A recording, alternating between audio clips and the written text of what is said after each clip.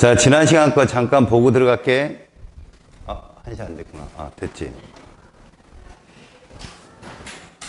지난 시간에 반응 속도 배웠지? 그치? 0차 반응하고 1차 반응 배웠다, 그지? 0차 반응은 뭐가 일정하다?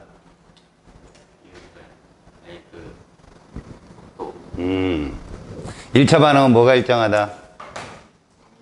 그렇지. 우리가 지금 중요한 거, 반감기는 뭐에 반비례한다? 속도 상수. 잘했어. 이 3대만 외우면 돼. 알았죠?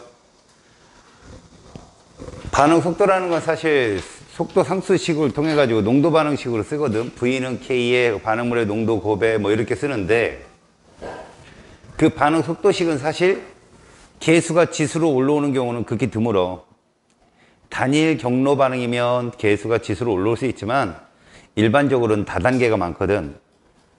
여러 경로를 통해서 가장 느린 단계, 그때의 반응식의 계수를 지수로 쓴단다.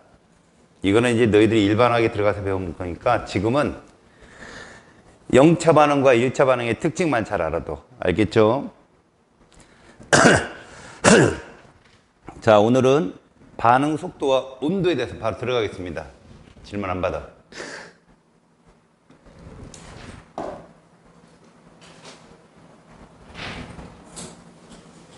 아, 또 안 나오네.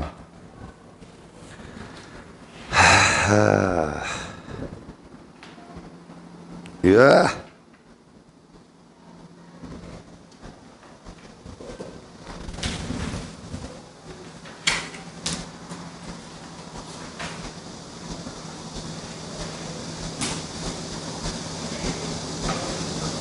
아, 안 나오네. 살벌하게 나오네. 자, 반응 속도와 온도에 대한 설명을 할게요. 자, 우리가 온도라고 하면은 입자들의 운동 에너지다라고 생각하는 게 좋아요. 그래서 온도는 곧 분자의 운동 에너지다. 그게 첫 번째로 나와 있어요.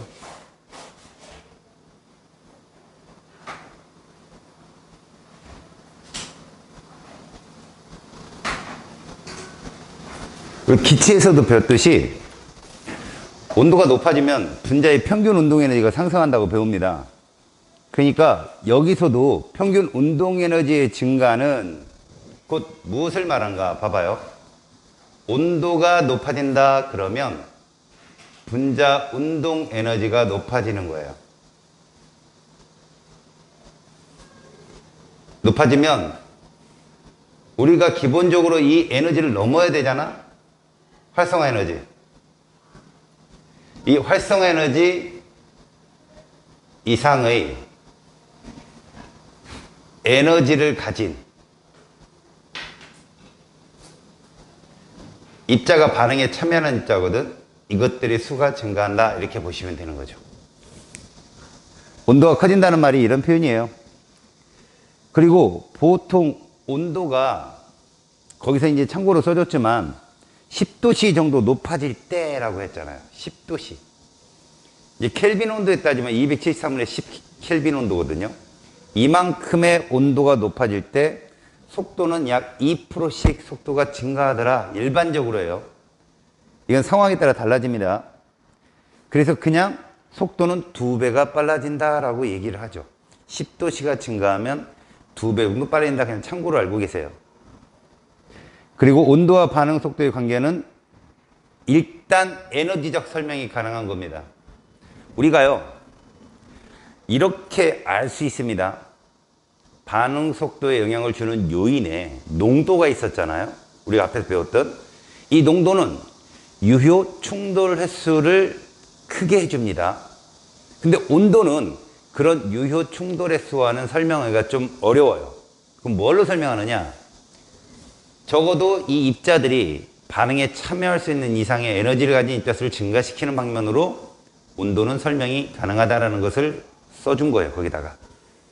그러니까 이런 생각을 할 수 있죠. 온도가 높아지면 선생님, 속도가 빨라지니까 충돌을 자주 할 것 아닙니까? 생각을 해보세요. 자기만 빨라지는 게 다 빨라져요. 알겠어요? 다 빨라져서 서로 같이 빨라지니까 충돌 횟수에 대한 개념은 커다랗게 증가를 하지 않습니다. 알았죠? 다만 활성화 에너지 이상의 에너지를 가진 입자들, 그 입자들이 생성물로 갈 수 있으니까 그들의 수가 증가한다라는 것 정도로 알고 계시죠? 알겠지? 그래서 결론은 이거예요. 이 온도가 활성화 에너지를 건드리진 못해요. 하지만 그 이상의 에너지를 가진 입자수를 증가시킬 수 있다는 거로 해석을 합시다. 밑에 있는 데이터를 좀 한번 보실래요? 자, 요게 이제 그래프거든요. 온도와 그 다음에 분자수, 온도에 따른 분자의 운동 에너지 그래프만 좀 보십시오.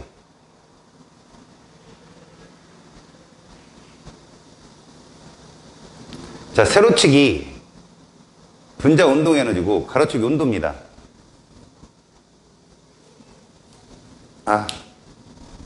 분자 쓰고 가로축을 에너지로 놓자.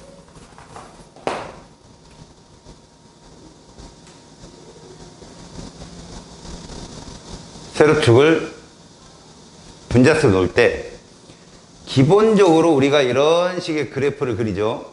이게 T1일 때예요. 그럼 이들의 평균 분자 운동 에너지는 요즘이 될 거예요. 평균이 요 정도가 되겠죠. 평균이 맞죠?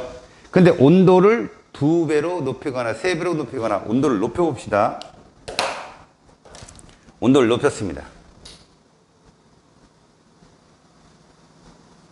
이렇게 T2로 온도를 높였어요. T2로. 그럼 평균이 이렇게 평균이 상승하는 거죠. 이렇게.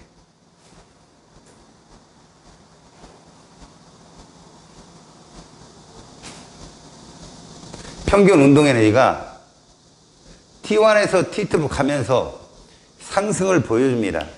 고로 우리는 온도를 어떻게 정의하느냐? T1보다 T2가 높다 이렇게 정의합니다. 그래서 이 실험을 할 때요.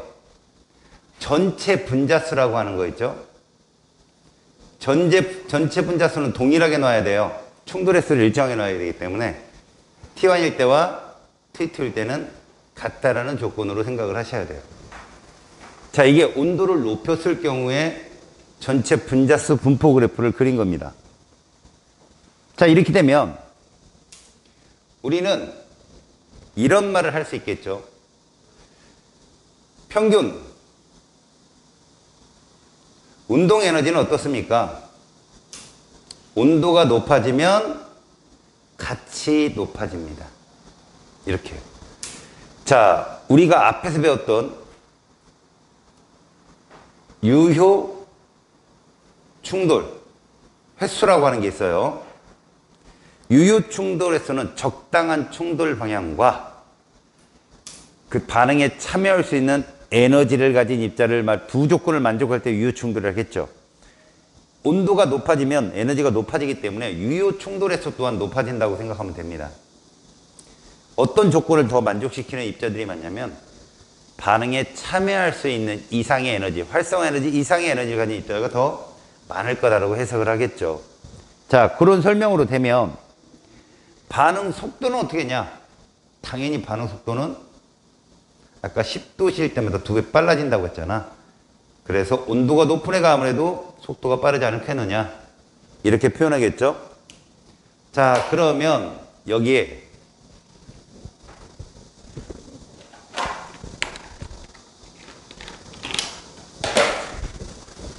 활성화 에너지를 그려볼게요.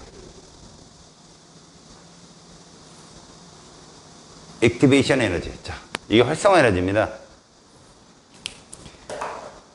이걸 써볼까요? 활성화 에너지는 둘이 어떻습니까? 라고 한다면 전체 입자수가 일정하듯이 활성화 에너지는 둘이 똑같습니다. 이렇게. 다만 유효 충돌의 수가 크다, 평균 운동이 크다, 이 말이 뭐를 의미하느냐를 잘 알아두세요. 이 말은 활성화 에너지 이상의 에너지를 가진 입자수를 비교하면 T1보다는 T2가 크다, 이거를 설명하는 거예요. 여기 보시면 요만큼이 T1일 때의 활성화 에너지 이상의 에너지를 가진 입자수라면 T2는 요 정도가 되겠죠. T2는 요 정도가 더 많죠. 그래서 반응 속도는 T1보다 T2가 빠르다. 온도에 따른 해석이 이렇습니다. 이거를 이용하는 방법이 되게 많죠. 예를 들어서 뭐 냉장고에다 음식을 보관하는 거, 그죠? 그리고 니들도 지금 시원한 에어컨을 틀어놓는 건 니들이 썩지 말라고 하는 거야. 썩지 말라고, 그죠? 그리고 자네 막 좀 왔더니 덥죠? 속도가 빨라져요. 안에서 반응 속도가, 온도가 높아지니까. 알겠지? 그러니까 온도를 조절하면 반응 속도를 조절할 수가 있어요. 흔히 말하는 냉동인간 있죠. 이런 것도 속도 조절이라고 보셔도 돼요. 알겠죠? 야, 너 오른쪽에 있으라고 그렇게 얘기, 그런 나쁜, 확 뽀뽀해버린다. 확 입 썩게 이런 식. I'm sorry. 알겠죠? 요거에 대한 얘기입니다. 지금 얘기인 즉슨. 알겠죠? 이런 표현으로 온도에 대한 정의를 내리는데, 지금까지 우리가 반응 속도와 농도 배웠죠? 반응 속도, 온도 배웠습니다. 농도와 온도는 다 같이 무엇에 대한 정의로 딱 귀결을 시키냐면 유효 충돌이요. 충돌을 하는데 이런 거잖아요. 제가 그 적당한 충돌 방향과 반응에 참여할 수 있는 에너지 이상의 에너지를 가져야 된다. 이거를 내가 농촌 총각에 지난 시간에 비유했어요. 그분들 비한다는 얘기가 아니라 그분들이 결혼을 하면 누구랑 만나야 돼요? 여자랑 만나야 되죠. 뭐 개나 할머니 이런 좀 할머니도 돈 많으면 결혼할 수 있어. 그건 아니죠. 그건 정말 아닙니다. 더 이상 안 됩니다. 근데 남자랑 만나고 그러면 결혼을 못 하잖아요. 그 적당한 충돌 방향. 또 하나, 이제 만났어요. 이게 없어요. 결혼을 못 하는 거죠. 그래서 결혼할 만큼의 돈은 갖고 있어야 되는 거죠. 그게 공부를 열심히 해야 되는 이유예요. 아빠가 회장님이십니까? 열심히 하십시오. 아빠가 아무리 회장이라도 대통령님이라도 내게 아니에요. 네 건 네 거대로. 그래서 여러분들도 나중에 결혼하려면 기본적으로 누굴 만나야 돼요? 여자를 만나야 되고요. 혹은 여자들은 남자를 만나야 되겠죠. 그리고 활성화 에너지 이상의 에너지, 쩐을 좀 갖고 계셔야 이제 결혼을 할 수 있다. 이런 거라고 보시면 되겠죠. 그러면 이 온도는 돈을, 그죠? 돈을. 이때보다는 이때가 돈을 많이 번다는 얘기죠. 이해 갔어요? 그러니까 이걸 어떤 마을로 친다면, 자, 자기가 알고 있는 촌동네 뭐 있죠? 을숙리? 몰라요, 나도. 어딘지. 그때 을숙리라는 동네에 농촌총각이 10명 있다면, 국가에서 여자를 만나는 기회야 니들이 만드는 거다. 결혼 장려금으로 작년에는 한 1,000만 원을 줬는데 올해는 한 2,000을 주는 거죠. 근데 결혼하는 비용이 한 300이 든다고 생각합시다. 1,000만 원이면 이론적으로는 몇 쌍이 결혼하는 거야? 한 3쌍 결혼하고 100만 원이 남는 거잖아요. 근데 그렇지가 않아요. 돈을 뿌리면.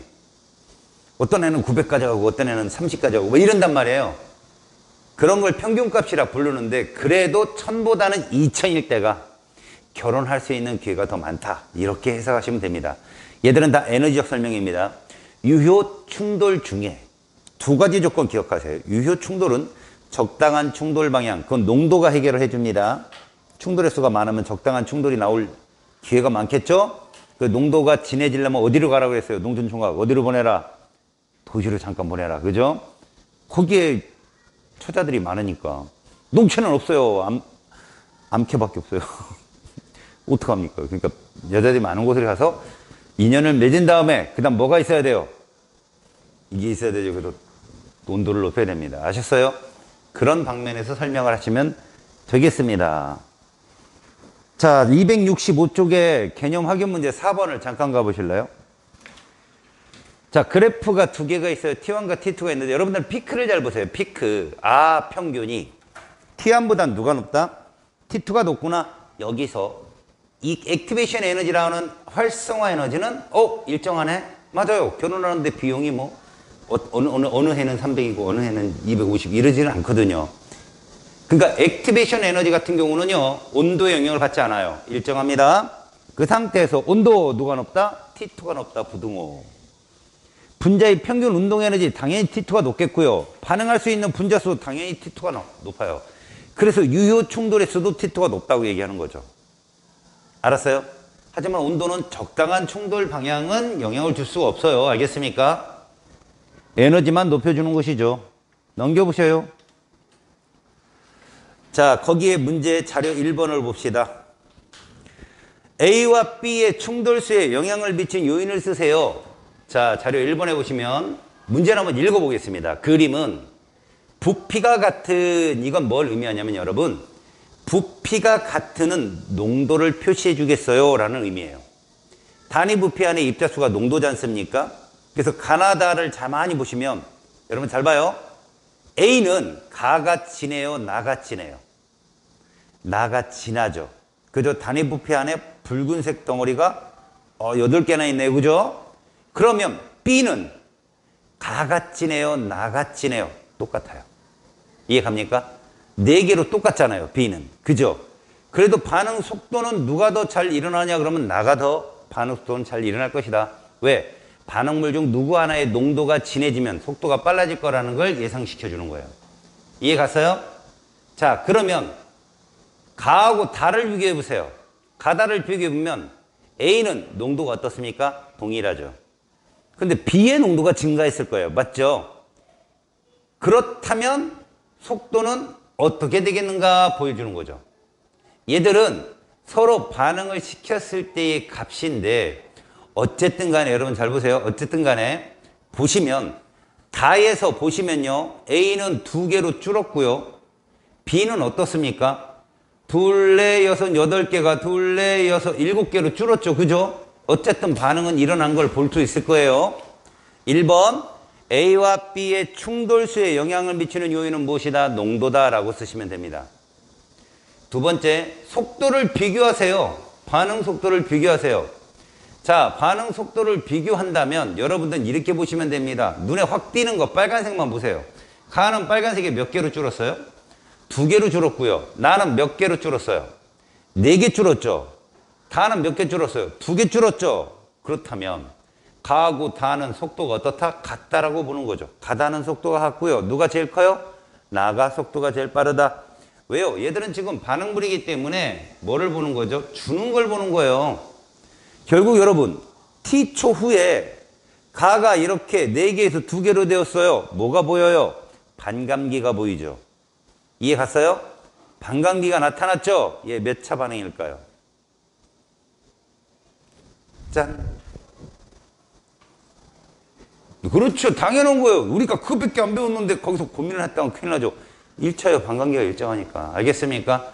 그냥 보여주는 겁니다. 3번. 다에서 용기의 부피를 2배로 했을 때 여러분 부피가 2배면 농도가 진해져요? 옅어져? 옅어지겠지. 입자수는 그대로인데 용기가 부피가 2배로 커져버리면 그럼 속도 어떻게 될까? 느려지죠. 이해 갔죠? 당연히 생각해봐요. 요런 좁은데 농촌중학 하나랑 그 다음에 여성 한 분이랑 있는데 아니 그렇게 하지 말고 경쟁이 좀 있어야 되니까 농촌중학 4명이랑 여성 한 분이 있어요. 근데 갑자기 이 섹터를 교실로 규정을 안 하고 대전광역시로 규정을 해버리면 아이고 그분들 찾다가 늙어서 죽을 수도 있어요. 못 찾고. 알겠습니까? 농도가 옅어지면 속도 느려진다.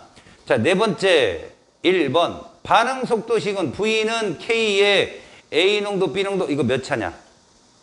1번 몇 차냐? 지수 더해봐. 2차지. 우리가 배운 건 몇 차였어? 1차였지. 고로 얘는 틀렸다는 얘기야. 알았니? 이건 틀렸다라고 보시면 돼요. V는 K의 A 농도 정도가 정답이 될 수 있어요. A 농도. 이렇게 1차 반응식이라는 얘기예요. 여러분들이 본 건. 2번 나에서가 가에서보다 입자들 사이의 평균거리가 가까워 충돌의 수가 많다. 이게 농도가 진하다는 뜻이에요. 개수가 많으니까 입자 사이 거리가 가깝죠. 당연히. 알았어요? 다음 3번 가다에서 용기의 부피를 2분의 1배로면 농도가 증가하죠. 그 농도란 말이 단위 부피당 입자수예요. 농도란 말이 단위 부피당 입자수. 네 번째, 위 모형으로 숯을 작은 조각으로 쪼개어 태우면 더 빠르게 연소하는 까닭. 여러분 4번은 뭐에 대한 얘기예요? 입자수가 아니라 표면적이요. 4번은 표면적인 엄연히 다른 얘기입니다. 알겠지? 자, 오른쪽 반응 속도 온도 봅니다. 1번 T1과 T2에서 반응 속도를 비교해서 등호나 부등호. 여러분 T1과 T2를 보시면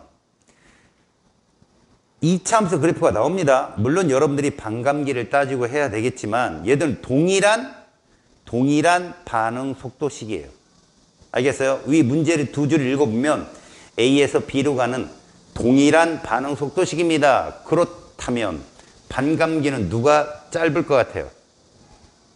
T2죠? T2가 반감기가 짧을 거 아닙니까? 그럼 당연히 T2가 빠른 겁니다, 여러분.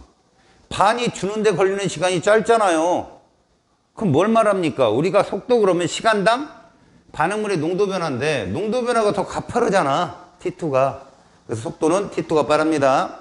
온도 T1과 T2를 비교해서 등호. 야, 속도 빠른 게 온도 높다고 그랬잖아. 그럼 T1보다는 T2가 부등호 크다라고 보시면 되고요. T1과 T2에서 활성화 에너지, 온도는 활성화 에너지를 건드리지 못한다. 그래서 이꼴입니다. 이꼴. 얘들은 둘은 이꼴. 자, 네 번째 문제. 유효 충돌수는 T2에서가 T1에서가 크다. 아까 얘기했잖아요. 온도가 높으면 유효 충돌의 수가 커진다라고 했더니 이상한 생각으로 충돌 방향이 다양한. 아니야. 충돌 방향에 대한 얘기가 아니라 충돌을 할 때 활성화 에너지 이상의 에너지를 가질 조건을 키워주는 거야. 알았어요? 2번 활성화 에너지 이상의 운동 에너지를 갖는 기체 분자수는 T1과 T2에서 같다. 활성화 에너지가 같다고. 그 이상의 에너지를 가진 입자수는 당연히 T2가 많은 거죠. 세 번째, T1과 T2에서 반응 속도가 다른 주된 까닭은 충돌수가 아니라고. 충돌수가 아니라 활성화 에너지 이상은, 그러니까 자주 만남이 아니라 돈이라고. 알겠지? 그런 얘기야. 자, 이제 넘어가 봐.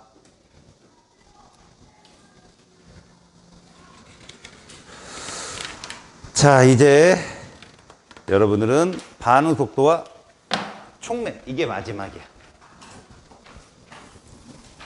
반응 속도와 촉매다. 야, 많이 왔다. 농도 배웠죠? 온도 배웠죠? 그 다음에 마지막으로 뭐 배워요? 촉매 배운다고요. 야, 선생님이 이런 말 했잖아, 니들한테. 이쪽 단어는 우리가 화학이라고 배우는 부분이죠. 앞에서 배웠던 거. 기체 반응의 법칙이라든가, 뭐 피부는 노랗다. 그 다음 화학 평형의 법칙이라든가, 산연기 평형까지 왔지만, 여기는 전혀 외떨어진 내용이야. 아주 독립적인 내용이야, 여기는. 그러니까 앞에 거랑 뭔가 연관하려고 하지 마. 알았지? 여기는 진짜 외딴 섬이다. 알았지? 소도가 뭔지 아나? 소도가 뭔지 아나? 소도? 섬인가요? 선생님 얼핏 생각나는데 이 소도가 뭔지 나중에 찾아와 봐. 범죄를 짓고도 거기로 가면 범죄를 묻지 않는 곳이 소도라고 하는 곳이 있다. 아, 이해 갔어? 지식이 맞는 친구가 하나 딱 생긴. 무식한 거. 유퀴즈 나가면 100만 원도 못 타올 놈들이. 소도가 그런 것 같아요. 제가 그게 시대가 어느 때인지 모르겠네. 도둑질을 하고도 그 지역으로 도망가면 못 잡아요. 죄를 묻지 않고. 그래서 소도라는 지역이 있어요. 국사 시간에 배운 것 같은데 갑자기 생각이 났어요. 우리나라 그 법령에 그게 있어요. 우리나라 그게 언제지? 어느 시대인지 모르겠네. 그게 사만 했던 조선이나 고려는 아닌 것 같아요. 그런 것 같아요. 그때 막 아주 초창기 같아요. 죄를 짓고도 거기로 가면 죄를 묻지 않는 곳이 있었어요. 재밌지 않나요? 고맙다. 되게 이상하네. 이렇게 동조를 해줬는데 기분이 안 좋아요, 좀. 일단, 지금 이 파트가요, 화학 분야에서 소도 같은 곳이에요. 그래서 전혀 새로운, 어찌 보면 물리적인 얘기들을 많이 다룰 수도 있고요. 알았지? 우리가 지금 배우는 이제 농도, 온도, 마지막 뭐? 촉매는요, 이것 또한 반응 속도를 빠르게 할 수 있는 요인입니다. 근데 여지껏 우리는 온도나 농도나 다 적당한 충돌 방향이라고 설명할 수 있는 농도, 활성 에너지 이상의 에너지를 갖는다고 설명할 수 있는 온도, 그래서 이 둘을 다 합쳐서 유효 충돌 이렇게 설명했는데 얘들은 그런 설명이 또 아니에요. 얘는 온도도 건드리지 못한 무엇을 건드린다라고 생각해야 되냐? 활성화 에너지를 건드리는 거예요. 온도도 건드리지 못한 활성화 에너지를 건드린다. 이건 이렇게 생각하세요. 반응 경로가, 이론적인 경로가 하나 있는데 촉매를 사용하면 그 경로가 바뀌어요. 뭘로? 지름길로. 알았어요? 지름길이 시간이 짧아져요? 길어져요? 짧아지죠? 그런 촉매를 들으세요. 그냥 여기는 잘 안 나오니까 정촉매라고 불러요. 정촉매. 근데 가이드를 잘못 만나면, 해외여행 가보셨죠? 해외 한 번도 못 나가봤어요? 아, 한 번 가봤어요. 그거 혹시 패키지로 갔나요? 자유여행. 아, 여러분들은 혼자 갈 일이 없죠? 아, 나중에 대학생 되고 그러면 혼자 가세요. 남학생들이면 혼자 가도 돼요. 대신 조심하시고요. 인도는 사람이 많은 곳을 다녀야 돼요. 그 다음에 보통 필리핀 이쪽은 전철을 타지 마세요. 저는 그것도 모르고 전철을 탔어요. 아무 정보도 없이. 근데 사람들이 다 쳐다봐요. 뭐지? 외국인. 아니, 나랑 비슷하게 생겼는데 걔들은 귀신같이 알아봐요. 그래서 어디에는 지금 인스타그램을 안 하니까 카카오 스토리 그 사진이 있거든요. 자랑스럽게 기차 찍고 탔는데 다 쳐다보더라고요. 그래도 내렸어요. 그랬더니 나중에 이제 친구랑 막 메신저 하는데 미쳤냐고. 외국인들은 한 명도 안 탄대요. 그걸 타면 다 털린대요. 왜 그런가 봤더니 걔들은요 MRT처럼 위에 있어요. 우리는 지하철이 지하에 있잖아요. 걔들은 위로 달리거든요. 근데 거기다 내려서 계단을 타고 내려오고 이렇게 빠져나오는데 여기가 집이 하나도 없어요. 요 구역이 우범지대인 거죠. 그래서 거기로 나오면 다 털려요. 팬티만 입고 그러고. 걔들은 총이 있습니다. 경찰이요. 무반동 총이랑 산탄총을 들고 있어요. 이렇게 길거리에. 총기 소유가 자유자재라. 외국 나갈 때 좀 정보 좀 잘 알고 나가세요. 여튼 혼자 나가게 되면 가이드를 잘 만나면 정말 실속 있는 곳을 많이 보세요. 로컬 지역을 많이 볼 수 있는데 저는 그냥 혼자 다녔거든요. 그래서 어느 날은 정들이 보지 못한 걸 재밌게 다 볼 수 있지만요. 어느 날은요. 나도 분명히 태국 갔다 왔고 나도 캄보디아 갔다 왔고 나도 이제 뭐 터키 갔다 왔는데 다른 사람 얘기하는 걸 모르겠어. 근데 그 사람들은 패키지를 다닌 거야. 유명한 데만. 난 혼자 가니까 유명한 데를 못 가는 거지. 못 찾아서. 근데 그들이 안 가본 곳을 나는 가는 거죠. 그러니까 여기서 보면은 촉매는 가이드라고 생각하시면 돼요. 내가 어디 경로를 가는데 가이드를 잘 만나면 빠르게 그쪽으로 갈 수 있고요. 좀 나쁜 마음을 가진 가이드를 만나면 한참 걸려서 갑니다. 그래서 또 뭐라더라? 홍콩 가면 필리핀도 그랬고 홍콩도 그랬고 어디도 하여튼 동남아시아는요 택시를 함부로 타면 안 돼요. 흰색 택시를 타야 돼요. 흰색 택시. 우리나라 자동차 엑센트, 아반떼 이렇게 된 자동차 타야 되는데 좀 노랗거나 빨간 걸 타면 돈을 많이 지불해요. 그분들이 많이 달라고 그래요. 콜택시 개념으로. 거기 가면 알죠 여러분들? 오토바이에 뒤에 막 사람 타고 다니는 거. 그리고 뚝뚝이라고 하거든. 뚝뚝. 알아요 그 사람들이. 그 사람들이 옆에 와서 뚝뚝 이렇게 와서 타라 이거예요. 뚝뚝. 노노 뚝뚝 계속 쫓아와서 아니라고. 저도 많이 호객 행위를 당했죠. 아주 재밌습니다. 여행 가면은. 뭐 심천이란 중국 가서 길거리가 바나나더라고요. 가로수가. 와, 그래서 막 신기하잖아. 우리는 바나나가 이만합니다. 이거 아무것도 아니고 이만해요, 바나나가. 진짜로. 그러니까 제 얼굴보다 길어서 이만했어요. 뜯어가지고 뭐 맛있더라고요. 야, 뭐 친구랑 야 먹고 있는데 가이드가 조선족이었거든. 사장님 그거 먹으면 안 됩니다. 왜 안 돼요? 맛있는데 사료용입니다. 이래라. 사람이 먹는 게 아니라 우리 좋다고. 제주도 가봤죠? 제주도의 가로수가 귤 나무인 거 알죠? 못 봤어요? 노지귤이라는 게 있어요. 노지귤. 귤이 열려 있다니까요, 가로수에. 그러니까 또 첫 제주도 간 날 귤을 땄죠. 야, 근데 사람들이 하나도 안 따요, 귤을. 근데 따서 보니까 돌멩이야, 돌멩이, 귤이. 여기 뭐 이렇게 귤이야. 진짜로요, 차에다 던지면 차유리가 깨질 것 같더라고요. 그래서 까봐야 될 거 아니에요? 500원짜리 동전으로, 뭐 안 따지니까 쓸었어요. 두께가 1cm가 넘어요. 두께가, 귤 두께가. 그래가지고 그걸 깠더니 귤이 나와요. 맛을 보니까 귤이에요. 아, 이걸 왜 안 먹지? 그랬더니 그 현지 사람들이 그건 버리는 거래요. 귤의 종류가 몇 종류나 되는지 100가지가 넘는답니다, 귤이. 모르니까. 우리는 처음 갔으니까, 이야, 뭐, 그런 거 먹으면 안 돼요. 노지귤은 먹는 거 아니라고 하더라고요. 먹는 귤은 따로 있대요. 자, 지금부터 여러분들이 이제 배우는 게 촉매 쪽인데, 촉매는 가이드다. 경로를 소개시켜 주는 건데, 그 경로가 빠른 경로면 정촉매라 부르고요. 이게 잘못 따라 느린 경로가 있는 경우가 있어요. 오히려 지금의 일반적인 반응보다 속도가 느려지는 경로가 있는데, 그런 건 부촉매라고 그래요. 정촉매든 부촉매든 다 필요합니다. 화학 반응 속도에서. 왜? 빠른 반응을 천천히 하게 하려면 부촉매가 필요하니까요. 그리고 이 촉매를 배우다 보면요, 촉매는 속도를 빠르게 하고요, 촉매는 또 반응이 일어나도 자신은 변하지 않거든요.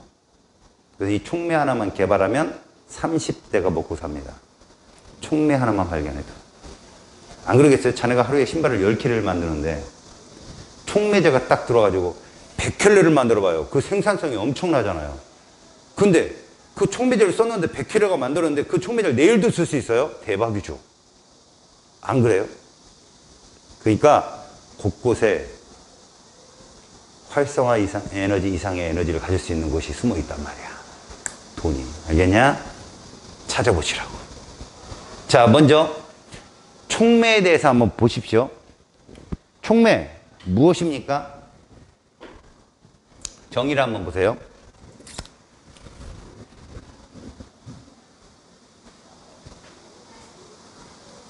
자, 반응 속도와 촉매가 있는데,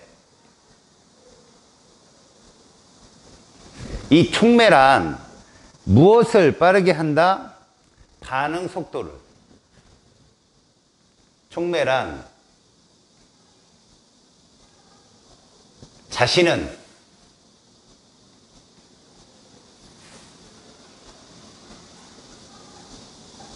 반응하지 않고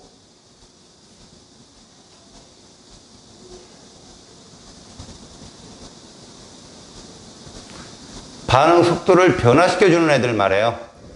거기는 반응 속도를 뭐 빠르게 한다, 변하게 한다. 빠르게 하는 촉매는 정촉매, 느리게 하는 촉매는 부촉매.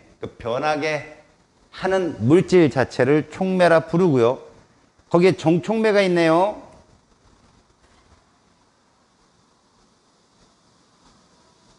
정촉매는 반응 속도를 어떻게 한다? 빠르게 하죠. 근데 거기에 부가적 설명이 있어요. 뭐가 있냐면 무엇을 낮춰서 얘를 건드린다는 걸 보여주는 거예요. 온도도 먹근다렸던 활성화 에너지를 낮춰 반응 속도를 빠르게 한다. 그러니까 얘는 우리 발열 반응으로 예를 든다면 반응물이 있는데, 자, 이렇게 반응이 진행이 되는 거죠. 이렇게. 이때 우리는 이거를 뭐라 부르고요? 델타 H. 그 다음 이거를 뭐라 불렀죠? 활성화 에너지라고 부르죠. 이렇게. 저 맨 꼭대기가 활성화 상태고요. 근데 정촉매를 사용하게 되면 이렇게 된다는 겁니다. 여기가 EA 다시 정촉매를 사용 시에 정촉매 사용 시.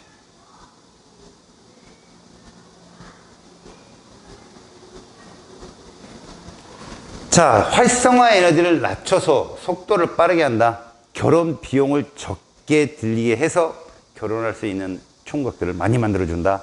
이런 식으로 해석을 하시면 되겠죠. 그러니까 경로를, 다른 경로를 찾아준 거예요, 지금 얘가. 알았어요? 요런 거는 우리가 아까 봤던 온도와 에너지 그래프 있죠. 자, 에너지가 여기 있고요.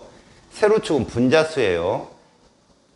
그때 자 이렇게 그려지는 그래프가 하나 있어요. 이게 T1일 때예요. 그때 우리는 분명 여기다가 이렇게 뭐를 그렸죠? 이렇게 활성화 에너지를 그렸어요. 그래서 요만큼이 반응에 참여하는 입자수다. 이때 T2로 되면 뭐를 아까 봤잖아요. 그죠? 이때 정촉매는 이겁니다. 얘를 이쪽으로 내려주는 거죠. 이 정촉매 때 활성화 에너지를 말해요. 낮추는 거죠. 그럼 저기 점으로 표현되는 이 부분이 또 반응에 참여할 수 있는 거예요. 더. 이해 갑니까? 낮추는 역할을 해주는 것이 정촉매다 이런 얘기예요. 이런 정촉매는 어떤 것들이 있냐면 거기는 뭐 과산화수소 얘기가 잔뜩 있죠. 그 과산화수소를요.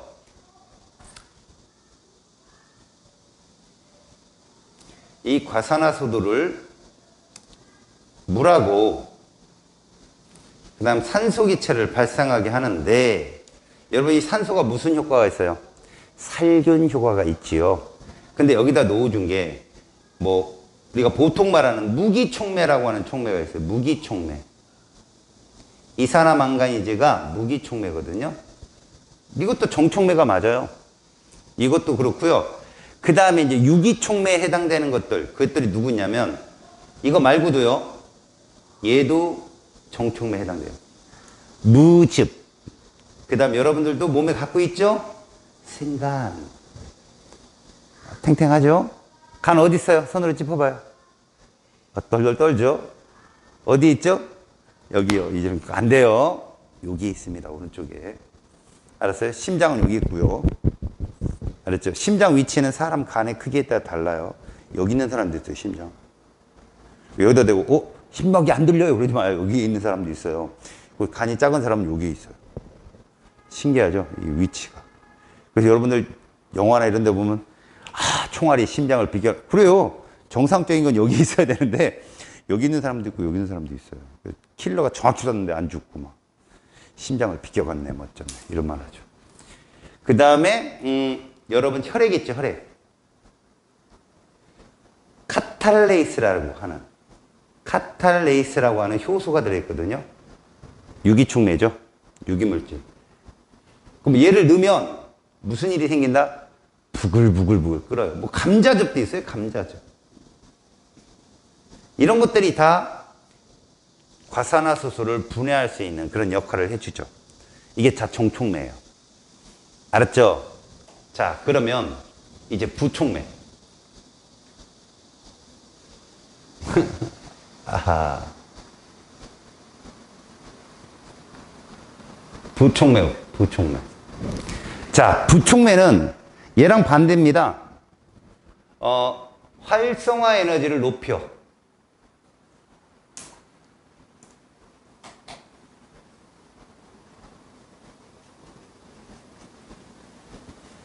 반응 속도를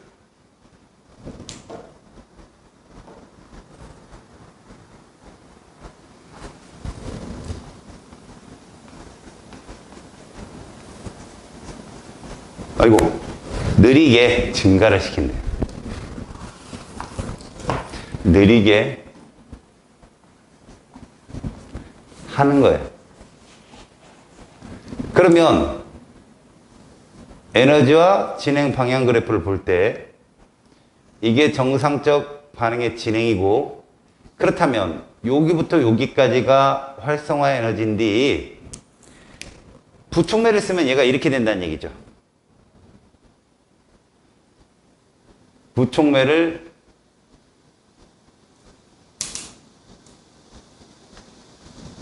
사용할 때 활성화 에너지가 바로 여기부터 여기까지 이거는. 이 활성화 에너지. 부촉매 사용 시 활성화 에너지. 그러니까 속도가 느려지겠죠. 그리고 그래프 상에서도 보면 온도 T1 그래프 이렇게 볼 때 세로축은 뭐 분자수겠죠. 그리고 여기는 에너지 이렇게 놓을 때 요만큼을 우리가 정상적인 활성화 에너지를 한다면 부촉매를 사용하면 얘가 이렇게 됩니다. 여기. 이쪽으로 이동을 하죠.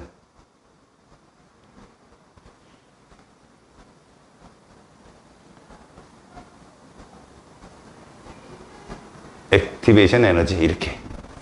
그러니까 속도가 요만큼으로 주는 거죠. 반응에 참여하는 입자들을 확 줄이는 겁니다. 이런 애들이 누구냐? 똑같이요. 봐요. 과산화수소를 분해할 시에 여러분 대부분 과산화수소 어디서 많이 사용하죠? 응급실에서, ER에서 많이 사용하지. 에머전시 알겠죠?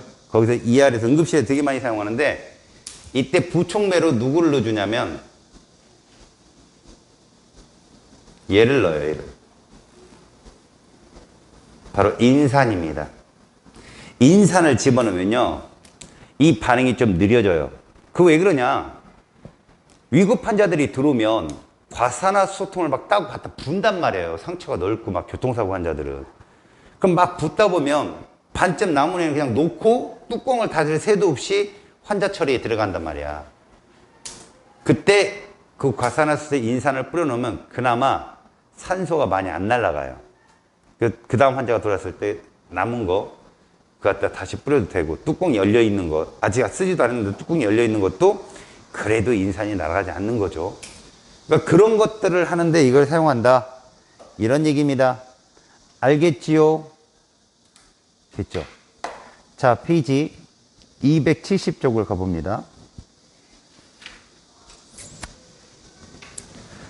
자, 거기 탐구자료창에 보면 촉매에 따른 반응속도 비교해가지고 눈금 실린더 A와 B에 3% 과산화수소 10을 넣고 여기까지 좋아요. 주방용 세제를 넣었다고 써 있어요. 자, 이게 누구냐? 이 주방용 세제가 결국은 1번 우리가 A와 B에 과산화수소 넣고요. 주방용 세제 넣고요. 동그라미 2번 A에는 아무것도 넣지 않고 B에는 아이오딘과 칼륨을 집어넣었대요. 그랬더니 어디서? 아이오딘과 칼륨을 집어넣은 곳에서 기포가 많이 발생하더라. 그럼 결국 뭡니까? 아, 기포라고 하는 건 산소거든. 맞지? 산소가 많이 발생했다는 건 속도가 빠르다는 뜻이고, 결국 아이오딘과 칼륨이 무슨 역할을 한다? 촉매 역할을 하는구나 라고 하는 것이 그 실험으로 증명이 된 겁니다. 오케이? 됐어요? 어딜 펴? 넘겨. 잘했어. 맨 꼭대기. 자, 그 얘기야 지금 얘기가. 그래서 이 실험은 과산화수소 10ml 주방용 세제 두세 방울 넣어놓고선 A는 아무것도 안 넣고 B는 아이오딘 칼륨 넣었더니 B쪽에서 기포가 수가 많더라. 아, 아이오딘 칼륨이 반응 속도를 빠르게 하는. 촉매거나 질문. B에는 반응이 끝난 후 아이오딘 칼륨이 있을까 없을까? 아이오딘 칼륨이 있을까 없을까? 있죠. 촉매는 반응에 참여하지 않는다니까. 알겠어요? 걔는 반응에 참여하지 않기 때문에 B에는 아이오딘 칼륨의 반응이 끝나도 존재합니다. 알겠어요? 됐죠? 자, 밑에 촉매는 활성화 에너지가 다른 새로운 반응 경로로 반응이 일어나게 유도를 할 수 있다라고 써 있어요. 자, 이건 뭐를 설명하냐면 여러분들 그 유명한 거 있죠? 오존층을 파괴하는 게 누구라고 배웠어요, 여러분? 무슨 가스? 그렇죠. 어디서 많이 들었잖아요. 프레온 가스가 어떻게 생겼는지 알아요? 봐봐요. 프레온 가스는요, 얘가 누군지 아세요? 이게 사이화탄소라는 놈이거든요. 여기에 플로린이 치환된 물질이 프레온가스예요. 다시 말해서 플로린이 이렇게 X만큼 있다. 그럼 CL이 이만큼 있는 거죠. 이게 프레온가스의 식이에요. 무슨 말이냐면 뭐 시험에 나오지도 않지만 왜 이 경로가 바뀌는 반응들이 일어나는지 보여주는 거예요. CFCl3, CF2Cl2, CF3Cl 이게 제일 많거든요. 프레온가스 얘가. 이런 것들이 다 프레온가스라고. 알았어? 얘 밀도 크겠냐 작겠냐? 공기보다. 보통 공기가 밀도가 28.8이거든. 알았어? 그럼 얘는 그거보다 분자량이 컸자고. 크잖아. 선생님 왜 밀도 얘기하다가 분자량 얘기해요? 아보가드로 법칙에서 밀도 비는 무슨 비와 같다? 다 까먹었어요. 아이고 부끄럽다. 아이고 분자량 비와 같다. 이거 외우라겠죠? 그럼 문제 되게 빨리 풀었다고. 그러니까 분자량을 알면 밀도를 알 수 있듯이 얘들은 공기보다 다 무거워요. 근데 얘가 어떻게 오존층까지 가냐고. 오존층이 무슨 권에 있어?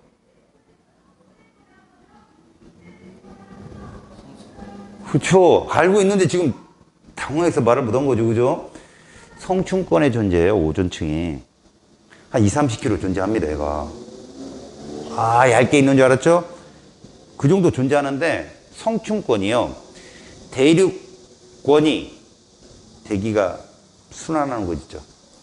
응? 그 대륙권 기상현상이 일어나는 이쪽이 12km 정도 됩니다. 거기를 얘가 올라가려면 10년이 걸려요. 여러분. 무거우니까.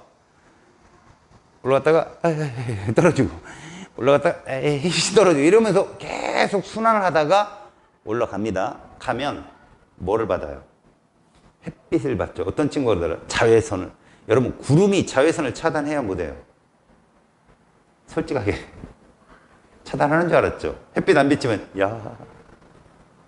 여러분 구름 어떤 그 자외선을 조사해 보니까 구름이 낀 날이 자외선 함량이 더 높은 경우도 많아요. 자외선은 햇빛의 강도에 따라서 센 거지. 그러니까 투과력이 좋아서 구름 같은 건 다 뚫고 들어와요. 어디 놀러 가잖아요. 오늘 흐리니까 선크림 안 발라도 되겠다. 바르세요. 바르세요. 선글라스 끼세요. 햇빛 찐다고 햇빛을 막는 건 모자 챙으로 막으세요. 이 선글라스 같은 건 눈을 보호하기 위해서 하는 거예요, 여러분. 멋을 위해서 쓰는 게 아니라. 알았어요? 멋을 위해 쓴다고 생각했죠? 선크림 같은 것도요, 이런 날은 발라야 됩니다. 얼굴 피부에 닿고. 물론 뭐 자외선이 우리 몸에 와서 비타민 D를 형성하고. 알죠? 곱주병을 예방하고 뭐 이런 거 비타민 D가. 그걸 알약 몇 알 주워 먹으면 되는 거. 그걸 먹지도 않는다는 문제지만. 그지? 그러니까 자외선 같은 것들이 막 들어온단 말이야. 근데 생각해봐. 우리 12km 밑에 있는 지표면보다는 12km 위에 있는 성층권이 훨씬 가깝잖아. 태양빛 입장에서는. 더 세다고. 보다 세요. 그럼 얘들 맞으면 누가 떨어져 나가냐? CL이 하나 떨어져 나옵니다. 염소 원자가. 알았니? 그 염소 원자가 바로 무슨 역할을 하냐? 촉매 역할을 한다가 거기 있는 얘기야. 알았어?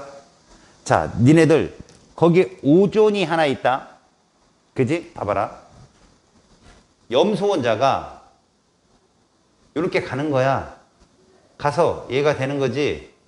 그리고 얘가 되는 거야. 어떻게 됐어? 저 CL은 이미 자외선을 받아가지고 저 프레온가스에서 떨어져 나온 CL이야. 알았어? 그러니까 이런 거라고 생각하면 돼. 프레온가스끼리 끊어지고 서로 CL 주고 CL 받고 막 이런 와중에 이제 너도 프레온, 너도 프레온이야. 네가 CL 끊어졌어. 너도 끊어졌어. 그럼 이놈이 끊어진 놈이 다시 찾아가는 게 아니라 막 돌아다니다 일로도 붙고 일로도 붙고 그러는데 거기에 오존이 쓱 끼는 거지. 성층권이고 오존이 와도. 오존도 어떤 역할을 하냐면 O2랑 O랑 떨어졌다가 또 다른 O2랑 그 O가 만나서 오존도 되고 또 오존에 있다가 또 떨어지고. 그러니까 오존도 오존 상태로만 계속 있는 게 아니야. 자외선을 차단하는 효과를 만들어낸다는 게 오존이 나만 믿어 이게 아니야. 희생하는 거야. O2와 O로. 그러다가 정신 붙이고 오존이 막 딴 데서 터지고 있으면 얘들끼리 지나가다 또 혼자 있고 O2 있으면 일로 와 하고 O3 만들고 있다가 또 끊어지고 이러는 거야. 계속 아주 랜덤한 상태라고. 그런 상태에 얘가 슬쩍 들어가는 거야. 가서 봐라, 얘랑 둘이 만나면 O3가 돼야 되는데 CL이 너야. 가서 이리 와 하고 얘를 데려가 버리는 거야. 그럼 너는 O3가 될 줄 알았는데 어디 갔어? 에이씨. 이러면 어디가 O가 CL들이 O를 데리고 있는 거지. 아하, 내가 잡고 있어 이러면서. 그 CL은 프레온에 가서 붙어야 되는데 다시 O랑 반응을 더 잘한다고. O가 반응성이 되게 좋거든.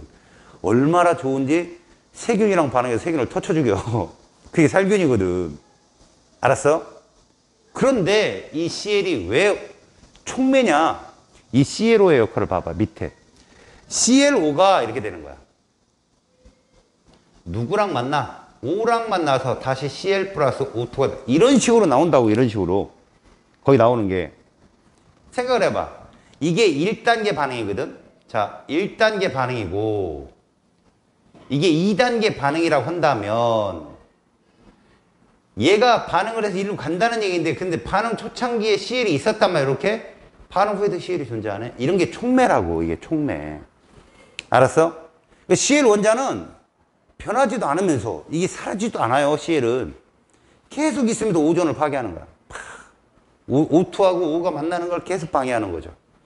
그러니까 오존층이 두꺼워졌다는 건 오원자가 사라졌다는 얘기가 아니에요. 그래서 얘를 못 쓰게 했죠. 프레온가스를 냉매제로 쓰이거나 스프레이 같은 데도 못 쓰게 하고 막 그랬거든요. 그런데도 예전에 썼던 게 계속 올라와서 활동을 하고 있는 거죠. 하지만 요즘 오존층 구멍 났다는 뉴스 본 적 있어요, 없어요? 요즘에 없죠. 불과 여러분 3, 4년 전, 6년, 6, 7년 전 이때만 하더라도 민성이 한 몇 살 때 돌잡이 할 때인가? 뭐 했던 그때도 오존층 구멍 났네. 남극에 남극 대륙만한 구멍이 났네. 막 그죠? 자외선이 쏟아지면 어떤 효과가 있죠? 식물들이 많이 죽고요. 모발이 안 난다는 소리도 있고요. 머리에. 그죠? 근데 남극 대륙 쪽에 구멍이 그렇게 크게 났으면 펭귄들이, 그죠? 걔들이 모발 해봤자, 그죠? 커다랗게 그래서 별 문제는 아니었는데, 이게 이동할까봐 문제였지, 이동할까봐, 대륙적으로. 근데 요즘 뉴스 속 들어갔잖아요. 그만큼 프레온가스도 줄이고 많이 노력을 한 결과인데요. 이게 웃기는 게 염소만 이러는 게 아닙니다, 여러분. 비행기 항로가 어디냐? 성층권이지? 이 비행기가 일산화질소를 내보내거든? 비행기 연료 속에 질소가 있는 게 아니야. 공기 중에 질소는 78%가 있어. 근데 비행기도 엔진이잖아. 그 내연기관이잖아. 내연기관. 전기자동차 같은 게 아니란 말이야. 내연기관이니까 공기를 빨아들여서 흡입압축 폭발 배기를 해야 되는데 그 공기의 78%가 질소인데 이 질소가 진짜 안 끊어지거든. 근데 내연기관 안에서는 고온 고압이기 때문에 거기서 질소가 끊어져요, 약간. 그래서 산소랑 딱 결합한 게 NO거든. 이 NO가 나가서 누구? 만만한 게 얘잖아. O3가 O랑 O2랑 누구한테 맞아서 네가 O3야. 자외선 빵 맞으면 O2랑 O랑 떨어져 나가. 그지? 근데 떨어져 가는 O는 저기 돌아다니는 O2랑 또 만나서 오존이 돼야 되거든. 이 O를 CL이 훔쳐가니까 이게 오존층 파괴라고 하는 거야. 근데 그 NO가 NO2가 돼버려, 얼른. 이것도 오존층 파괴한다니까, 비행기도. 사실은. 알았어? 근데 비행기가 그렇게 자동차처럼 러시아워 시간에 수백 명, 왜 이렇게 정체가 돼? 이런 건 아니잖아, 비행기가 사실은. 비행기 그 정도 날아다니면, 그지? 거의 한 시간에 한 대 지나가고, 이런 식이잖아, 거의. 그래도 피해가 좀 덜할 뿐이지. 알았어? 그러니까 비행기의 엔진에 나오는 일산화질소도 오존층을 파괴하는 역할을 하고, 촉매역할도 할 수 있어. 우리는 요것만 예를 들어준 거지. 얘를 누구라고 부른다고? 얘를 촉매라 부른다. 그러면 이 CL 하나가 산술적으로 과학자들이 계산했을 때 몇 개의 오존을 파괴할까? 10만 개를 파괴한대. 10만 개. 알았냐? 오존 10만 개를 파괴한대요. CL 하나가. 대단한 거죠. 자, 거기 폼산의 분해 반응이라는 말이 있어요. 폼산. 여러분, 폼산이 누구냐면, 여러분, 화원 1단원에서 이런 거 배웠죠.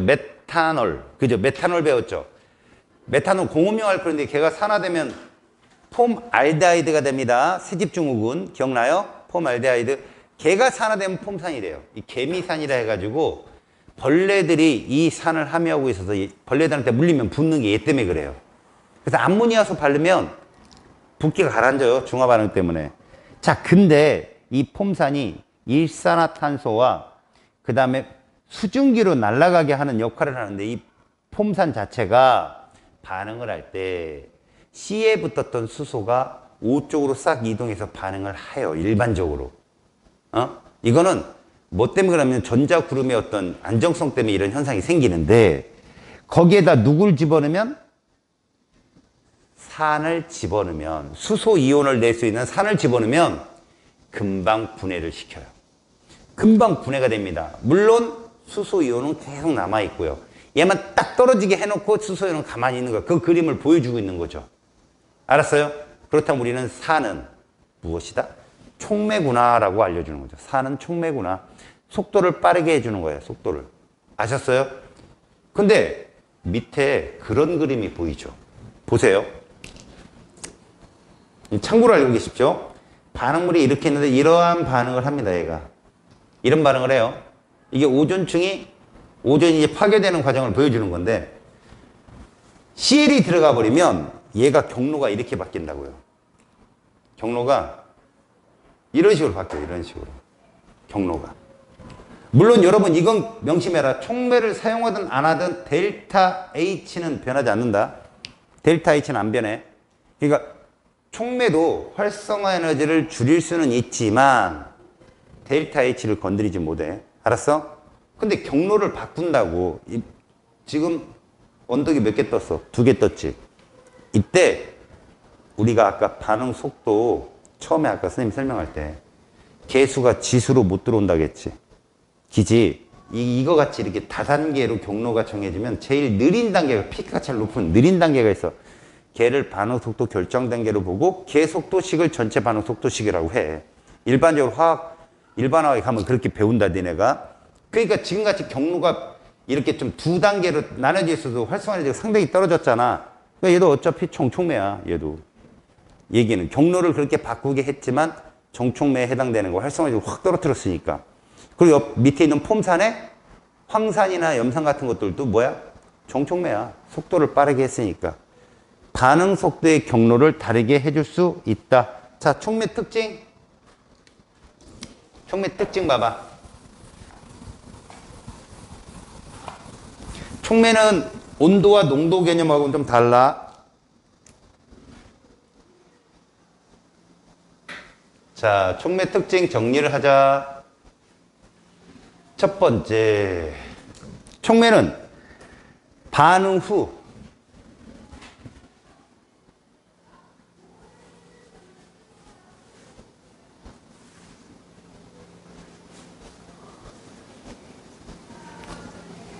이거예요. 이걸 거기서 뭐라고 설명했니? 질량이 변하지 않는다고 써있죠. 반응 전과 후 변하지 않는 게 촉매의 특징입니다. 그러니까 촉매 하나로 반응을 완벽하게 진행할 수 있다는 거죠. 두 번째, 이거 좀 중요한 얘기인데요.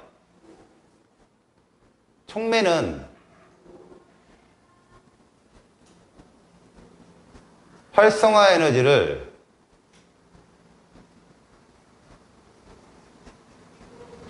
변하게 하기 때문에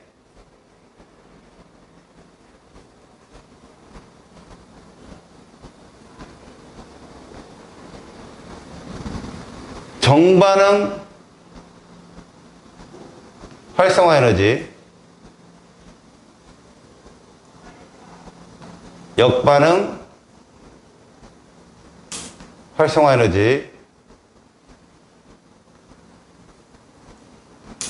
모두 변하게 한다.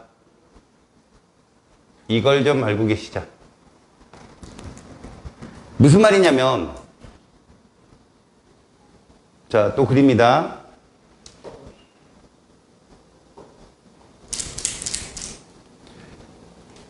자, 이게 정반응인데, 이게 정반응이죠. 발열 반응입니다. 여기서 누가 사용돼서 자, 촉매가 사용돼서 이렇게 되었어요. 그렇다면 정반응의 활성화 에너지 이랬잖아요. 이게 정반응의 활성화 에너지예요. 그럼 이거는 누굴까요? 이건 역반응의 활성화 에너지거든요. 알겠습니까? 그런데 얘를 다 변화를 시켰잖아요. 정반응의 활성화 에너지도 줄이고, 봐요. 이렇게 줄여놨죠? 얘도 이렇게 줄여놨죠? 촉매가 들어오니까 이게 줄여놨죠? 그래도요, 여러분, 얘는 못 건드린다고요. 이게 누구라고요? 델타 H. 그럼 여러분, 이 그림이 보여주는 그림은 뭡니까? 자, 요게 다 촉매 사용 시 활성화 에너지인데, 여러분, 정반응은 활성화 에너지를 0으로 만들 수 있겠죠? 이 그래프에서. 정반응은 활성화 에너지는 0이 될 수 있어요. 역반응 활성화 에너지는 0이 될 수 있을까요? 0이 될 수 없어요. 왜 그러냐? 역반응은요, 흡열이거든요, 여러분. 맞죠? 흡열 반응에서 활성화 에너지는 델타 H를 포함합니다.